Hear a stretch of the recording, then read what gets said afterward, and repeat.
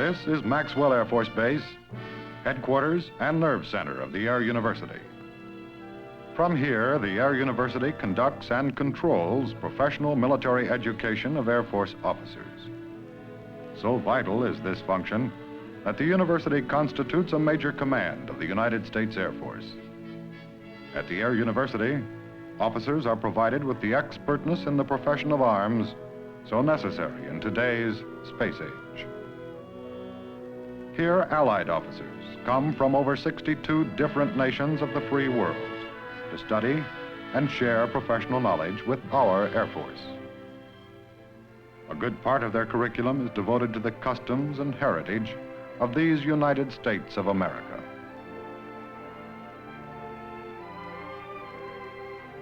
First-hand knowledge is offered these Allied officers through visits to the Air Force Academy, Colorado Springs, Colorado, the Space Center at Cape Kennedy, Florida, and our nation's capital, Washington, D.C. On one such trip, these Allied officers visited the historic area of Jamestown, Williamsburg, and Yorktown, Virginia, a region that had much to do with the shaping of our nation's past that forms the present.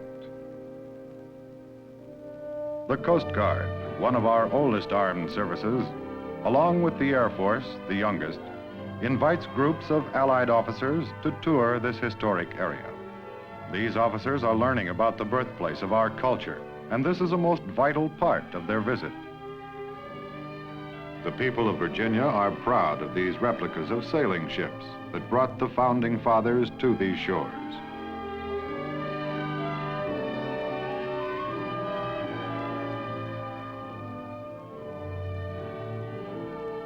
The first breath is a long-forgotten event in anyone's life.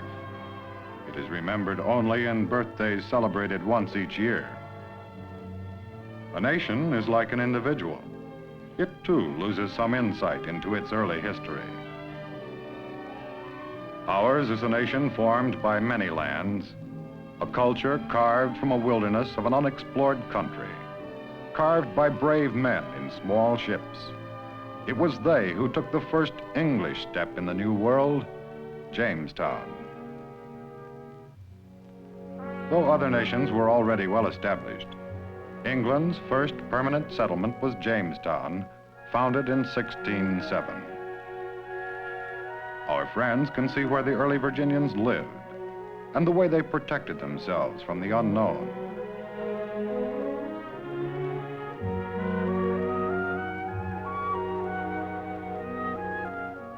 Disease, famine, and loneliness plagued the settlers.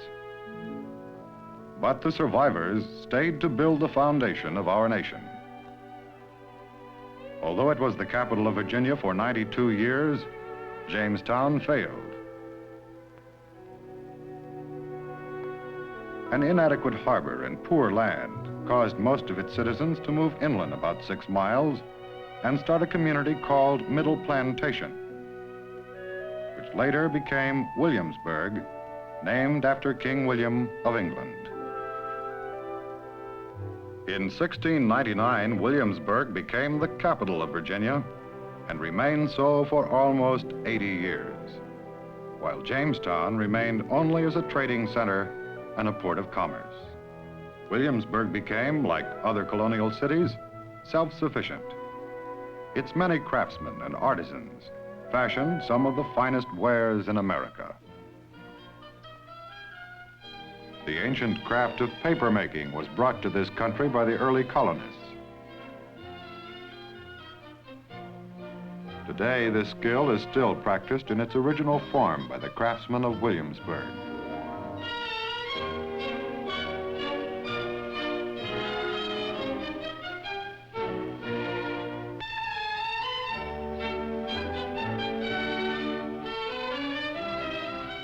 The Declaration of Independence and many other important documents relating to our history were made on this paper and are still well preserved.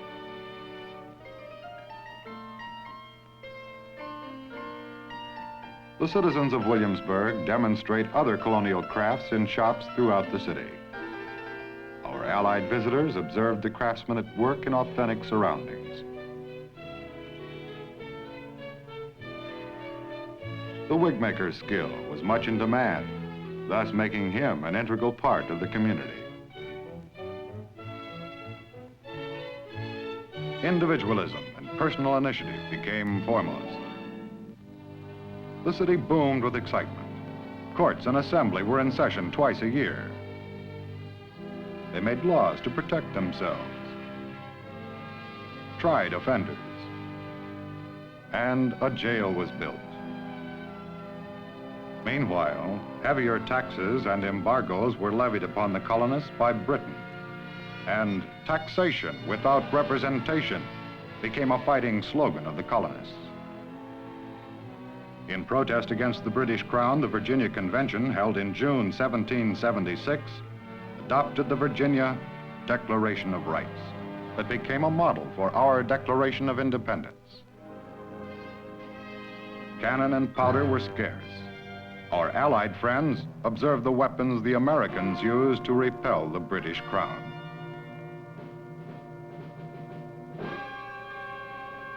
Tempers flared. The fight for freedom began. All the colonies banded together for the fight.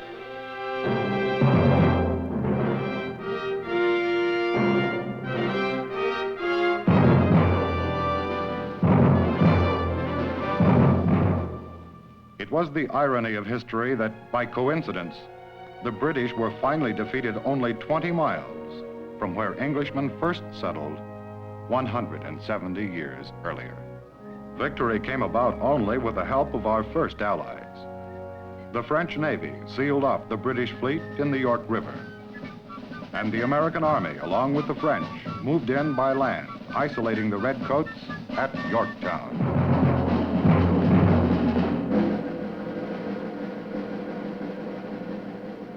Cornwallis, the British general, had no choice but to seek a truce. And on the morning of October 17th, 1781, he asked for a parley. The treaty was drawn up on the 19th at the Moore House, which stood less than a mile from the battlefield.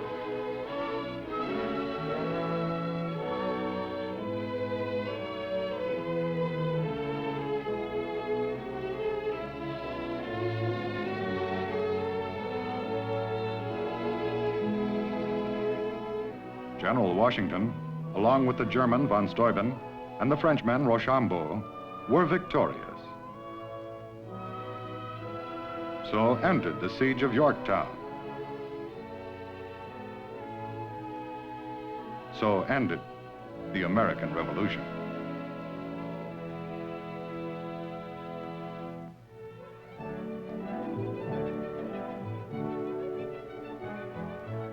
After the war, Williamsburg was left behind by the march of civilization, as was Jamestown nearly a century earlier.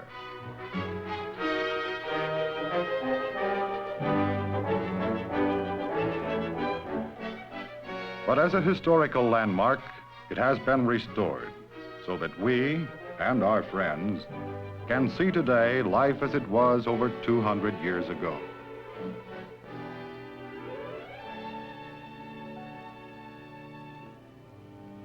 In the room where the burgesses of Virginia met, a cordial welcome was extended by the mayor of Williamsburg.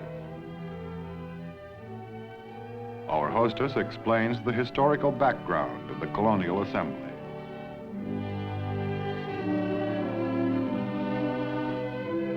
The mace, symbol of the Crown's control, it was in this room that its right to govern was challenged.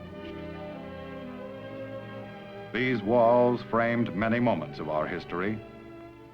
Jefferson, Washington, and Patrick Henry sat in these very seats.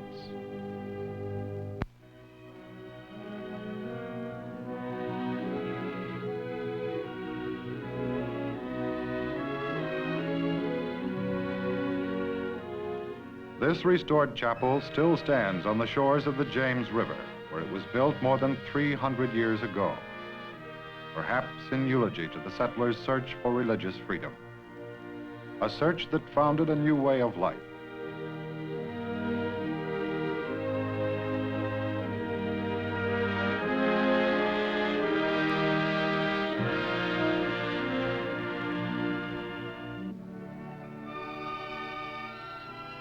In the governor's garden, the Allies can sense the beauty and serenity of America, a peaceful country blessed with the color of many lands. The American people had two purposes in restoring Williamsburg to its way of life in the 18th century. One purpose was to simply preserve the area for historical reasons. But more important, it was to recall for future generations the basic principles of American self-government and individual liberty. The Allies were hosted by the U.S. Air Force and Coast Guard at a reception held in their honor at Yorktown, affording them an opportunity to meet members of the local community.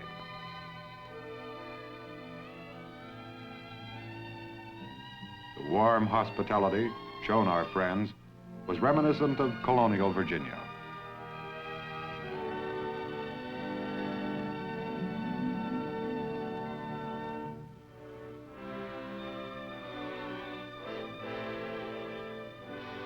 These Allied officers have just been given a glimpse of early America, a glimpse into our history, a glimpse that will help us to understand each other in a more complete way.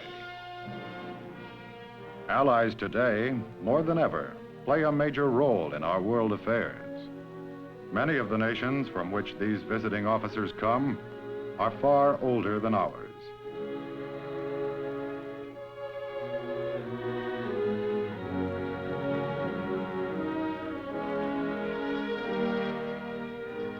In the past, they have contributed directly to our culture, so directly, in fact, that their heritage is now partly ours. Our allies leave the Air University of the United States Air Force having broadened their professional and educational skills and achieved a mutual understanding with our armed services.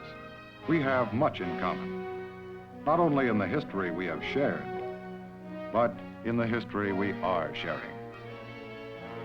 These Allied officers bring to us today a renewed friendship and a refreshing dedication to liberty for our new world.